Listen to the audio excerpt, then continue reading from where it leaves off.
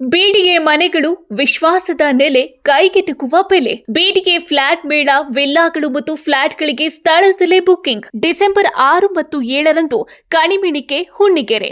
ಗ್ರಾಹಕರು ಎಲ್ಲಾ ಬಿಡಿಎ ಯೋಜನೆಗಳಲ್ಲಿ ಲಭ್ಯವಿರುವ ಫ್ಲಾಟ್ಗಳನ್ನು ಖರೀದಿಸಬಹುದು.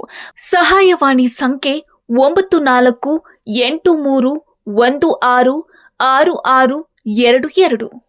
ನಾನು ಬ್ರದರ್ 2 ಬಾರಿ ಮುಖ್ಯಮಂತ್ರಿ ಆಗಿದ್ದೆ ಅಲ್ವೇ.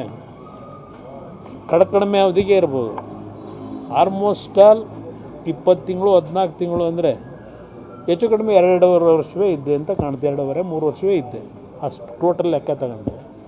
ನಾನು ಎಂದೂ ಸಹ ಕೋರ್ಟ್ಗೆ ಹೋಗಲಿಲ್ವಲ್ಲ. ನಮ್ಮ ರಾಜ್ಯ ಸರ್ಕಾರದ ಒಳಗೆ ಮಾಡಲಿಲ್ವ. 25,000 ಕೋಟಿ ರೈತರು ಸಾಲ ಮನ್ನಾ ಮಾಡಿದೆ ಕೇಂದ್ರ ಸರ್ಕಾರದ ಮುಂದೆ ಹೋದ್ವಾ? ಸಾಲ ಮನ್ನಾ ಮಾಡೋದು ನಾವು ತೀರಿಸ್ತೇವೆ ಅಂತ ಹೇಳ್ತಾರೆ. ಎಲ್ಲಿ ಯಾವ ಸಾಲ ತೀರಿಸವೆ? 500 ಕೋಟಿ ಕೊಟ್ಟಿದ್ದೀವಿ. ಎಲ್ಲಿ ಯಾವ 500 ಕೋಟಿ ಎಲ್ಲಿ ಕೊಟ್ಟವ್ರೆ?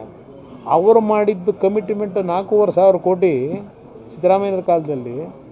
ಅದನ್ನು ಒಳಗೊಂಡಂತೆ ಸಾಲ ತೀರಿಸ್ತಾನೆ ನಾನು. ಸಾಲ ಇದೆ ಅಂತ ಹೇಳ್ತಾರೆ. ಎಲ್ಲಿದೆ ಸಾಲ?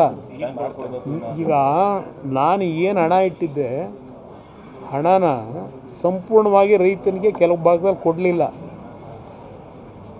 ಮುಂದೆ ಬಂತಲ್ಲ ಸರ್ಕಾರ, ಇವರ ನೇತೃತ್ವದಲ್ಲೇ ಇನ್ನೊಂದು ಸರ್ಕಾರ ಮಾಡಿಸ್ಕೊಟ್ರಲ್ಲ, ಅಲ್ಲಿ ದುಡ್ಡು ಕೊಡೋದೇ ನನ್ನ ತಪ್ಪ.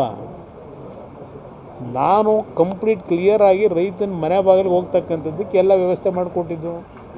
ಇವ್ರು ಯಾವ ಸಾಲ ತೀರಿಸೋರು? ನನ್ನ ಕಾಲದ್ದು.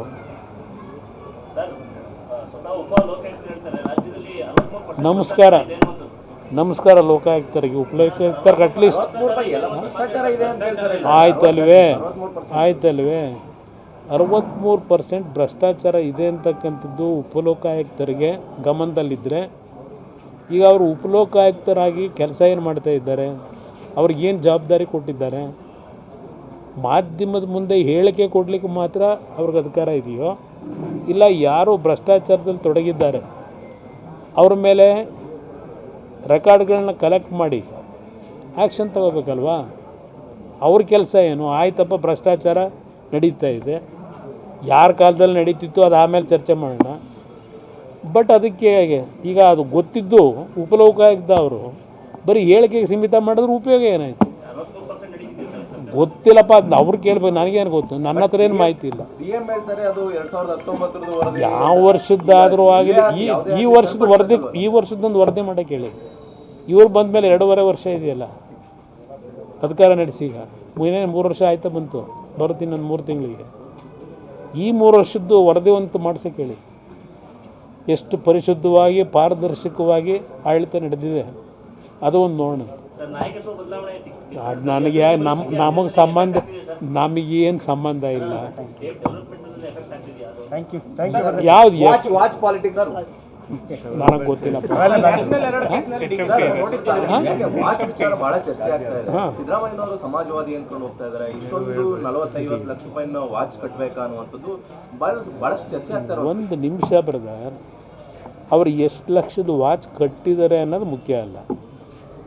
ಆ ವಾಚನ್ನು ಯಾವ ರೀತಿ ತಗೊಂಡ್ರು ಅಂತಕ್ಕಂಥ ಮುಖ್ಯ ಅಲ್ಲ ಅಷ್ಟೇ. ದುಡಿಮೆ ಮಾಡಿ ತಗೊಂಡಿದ್ರೆ ಅದಕ್ಕೆ ನಾವು ಕಾಮೆಂಟ್ಸ್ ಮಾಡೋಕ್ಕಾಯ್ತದ? ಪ್ರಶ್ನೆ ಇರೋದು ಯಾವ್ಯಾವ ರೀತಿಯಲ್ಲಿ ವಾಚನ್ನು ತಗೊಂಡಿರ್ತಾರೆ ಅಂತಕ್ಕಂಥದ್ದು ಮುಖ್ಯ ಅಲ್ಲ, ಅದಷ್ಟೇ. ಅದು ನಡೀತಾ ಇದೆ, ಅದೇನು ನಡೀತಾ ಇರ್ತವೆ, ಅದೇನು ತಲೆ ಕೆಡಿಸ್ಕೊಳ್ಳೋದು ಬಿಡೋದು. ನೋಟಿಸ್ ಕೊಟ್ಟಿದ್ದಾರೆ, ಹೋಗಿ ಭೇಟಿ ಮಾಡ್ತಾರೆ, ಅದನ್ನೆಲ್ಲ ಎದುರಿಸ್ತಕ್ಕಂಥ ಶಕ್ತಿ ಅವರಿಗಿದೆ.